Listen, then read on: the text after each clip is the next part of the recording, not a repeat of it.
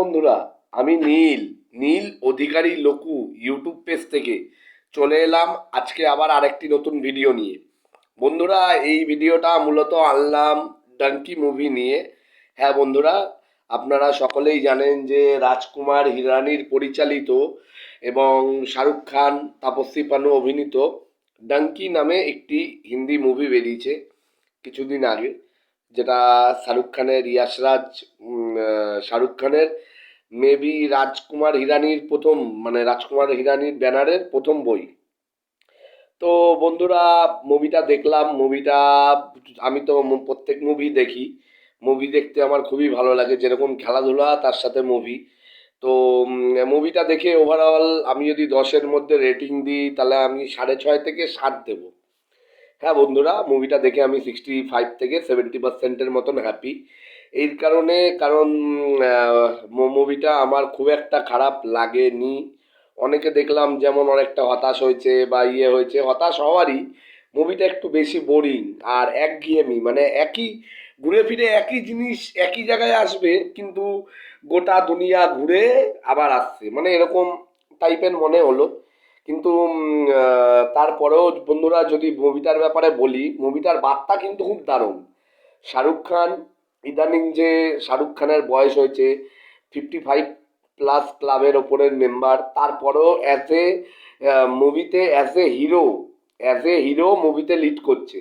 হ্যাঁ, 55-56 বয়সেও ওই লোলালাপ্পা, লালেলাপ্পা, ঝুলালাপ্পা, জিঙ্গালাপ্পা, এইসব, মানে এগুলো বলতে গেলে, মানে যেসব হয় না, মানে একটা নিউ কামারদের মুভি যেরকম হয়, সেই মুভিতে একটা হিরোর যেমন রোল থাকে, ওগুলোর ওপর থেকে বেরিয়ে শাহরুখ খান যে নিজের বয়সটা, যে নিজের 55-র ওপর বয়স হয়েছে, সেটার সাথে ব্যালেন্স বজায় রেখে যে মুভিগুলো সই করছে।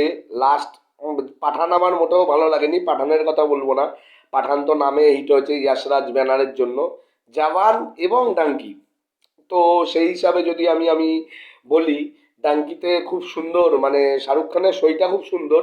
কিন্তু ব্যক্তিগতভাবে আমি বলবো, যদি এই মুভিতে শাহরুখ খানের জায়গায় যদি অন্য কোনো অ্যাক্টার থাকতো, সালমান খান থাকতো, কারণ সালমান খান বজরঙ্গি ভাইজান এরকম অনেকটা একই কনসেপ্ট এবং কাজ করেছে। সেটা রাজকুমার হিরানি যদি বজরঙ্গি ভাইজান 2 বা এরকম কিছু একটা করে যদি মুভিটাকে করতো সালমান খানকে নিয়ে, তাহলে মনে হয় আমার ইকোনমিক্যালি বা বিজনেসে মুভিটা আরও বেশি হিট হতো। হ্যাঁ, যেটা বিজনেসের ক্ষেত্রে এই ডাঙ্কি মুভি অতটা নজর কাটতে পারেনি, যতটা নজর অ্যানিম্যাল কেড়েছে, যতটা নজর শাহরুখ খানের জওয়ান কেড়েছে, যতটা নজর কান্তারা সাউথের মুভি, কর্ণাটকের স্টেটের মুভি সেটা কেড়েছিল, যতটা নজর RRR কেড়েছিল, যতটা নজর বাহুবলী কেড়েছিল, যতটা নজর সালমান খানের একথা টাইগার, টাইগার জিন্দা হয়ে কেড়েছিল, ততটা নজর ডাঙ্কি কাটতে পারেনি। ঠিক আছে, কিন্তু তারপরেও শাহরুখ খানকে আমি যদি অভিনয়ের কথা বলি এবং শাহরুখ খানের যদি সইয়ের হিসাব বলি, তাহলে আমি এখানে শাহরুখ খানকে 10-এ 10 দেবো। শাহরুখ খানকে, এরকম তো ব্যাপার হয় যে প্রত্যেকটা অ্যাক্টর নিজেরা দেখে, সিনেমা গল্প শুনে, স্ক্রিপ্ট শুনে শুনে তারপরে সিনেমা সই করবে। সেই হিসাব যদি বলি, তাহলে শাহরুখ খানকে 10-এ 10 দেবো। কারণ উনি দুর্দান্ত দুর্দান্ত স্ক্রিপ্ট সিলেক্ট করছেন এবং ভালো ভালো। কিন্তু ডাঙ্কি মুভিটা একটু অত্যাধিক বোরিং, যার জন্য মনে হয় সিনেমা হলে দর্শকদের মনে অতটা নজর কাটতে পারেনি। সালমান খান থাকলে সালমান খান তার নিজের মতন করে জিনিসটাকে রিপ্রেজেন্ট করতে পারতো। এবং এখন যদিও 12টা বেজে গেছে, তো সবার আগে ডট 12টা বাজলো এখন। তো সবার আগে জানাবো সালমান খানকে happy birthday. Happy birthday Bhaijaan, happy birthday Salman Khan, happy birthday Bollywood Dabangg, happy birthday our Prem bhai, happy birthday our Radhe bhai, happy birthday our Tiger. Salman ভাইকে জানাই জন্মদিনের অনেক শুভেচ্ছা এবং আন্তরিক অভিনন্দন। ডট 12টা এখন বাজলো। কেক তো এখন কাটবো না, কেক কাটবো কালকে, কারণ কেক এখন আনা নেই। তো আমার ইউটিউব পেজের পক্ষ দিয়ে আমি আমাদের ভারতের সালমান খান, মানে আমাদের যে দাবাং খান এবং বলিউড ইন্ডাস্ট্রির রাজা যাকে বলা হয়, তাকে জানাচ্ছি শুভ জন্মদিন। তো পুনরায় ভিডিওর টপিকে আসা যাক, ডাঙ্কি মুভি। ডাঙ্কি মুভি যদি সালমান খান থাকতো, বা ডাঙ্কি নামটা না দিয়ে যদি বজরঙ্গি ভাইজান 2 বা এরকম কিছু একটা হতো, সালমান খানের নিজস্বতা যেগুলো আছে সেগুলোর সাথে মিক্সিং করে যদি এটা হতো, তাহলে মনে হয় মুভিটা আরো বেশি হিট হতো। শাহরুখ খানের জায়গায় সালমান খানকে যদি রাজকুমার হিরানি কাস্ট করতো তাহলে। তবে অভিনয়গত হিসাবে আমি শাহরুখ খানকে কোনো পেছনে রাখছি না। শাহরুখ খানকে আমি 10-এ 10ই দেবো, কারণ শাহরুখ খান এই মুভিতেও দুর্দান্ত অভিনয় করেছে। যেরকম দুর্দান্ত অভিনয় জওয়ানে করেছিল, যেরকম দুর্দান্ত অভিনয় করে ন্যাচারালি করে, শাহরুখ খানের দিক দিয়ে আমি শাহরুখ খান নিজের পক্ষ দিয়ে কোনো ত্রুটি রাখিনি। তবে আমার মনে হয় প্রোডাকশন টিম এবং ডিরেক্টর এদের খানিকটা ভুল হয়ে গেছে। তারা ভুল অ্যাক্টর সিলেক্ট করেছিল বলে। তো ডাঙ্কির মেসেজ কিন্তু খুব দারুণ ক্লিয়ার। এই মেসেজে 7 কথার 1 কথা মেসেজটা যদি না বলি তাহলে ভিডিওর কোনো টপিকই হবে না। মেসেজ যেটা দিয়েতে চেয়েছে যে যে যেখানে কাজ পাচ্ছ, অল্প বেতন হোক বা অল্প ইনকাম হোক, সেটাতেই সুখী থাকায় সুখী থাকে, সুখী ভেবে কাজ করলে আমার মনে হয় এটাই দেখাতে চেয়েছে। কারণ মুভিতে এত কষ্ট করে তারা লন্ডনে গেল, লন্ডনে গিয়ে সেই একই গোলামি। আরে কাজ করা মানে আলটিমেট গোলামি, সবাই আমরা গোলাম, মানে কারোর না কারোর, ঠিক আছে?